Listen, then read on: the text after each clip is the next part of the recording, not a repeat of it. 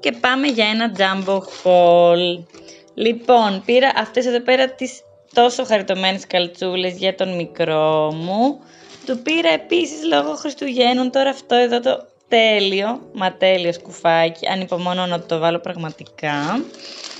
Πήρα αυτό εδώ πέρα για μένα. Αν το έχετε δοκιμάσει, γράψτε μου κάτω στα σχόλια. Είναι για όταν κάνεις μπάνιο. Αυτά εδώ πέρα τα γαντάκια για τώρα που έρχεται κρύο. Αυτά τα σκράντσι για εμένα, γιατί μου άρεσε πάρα πολύ τα χρώματα εδώ πέρα. Αυτά μου άρεσαν πάρα πολύ και μου φάνηκαν επίσης πολύ χριστουγεννιάτικα για κάποιο λόγο. Πήρα αυτά εδώ πέρα τα κλάμερ, γιατί συνέχεια μου σπάνε, δεν ξέρω γιατί. Αυτό εδώ πέρα το κουταλάκι σιλικόνης. Αυτήν εδώ πέρα την ποδιά, που μου άρεσε επίσης αρκετά, γιατί σε λίγο ξεκινάμε τις στροφές. Αυτά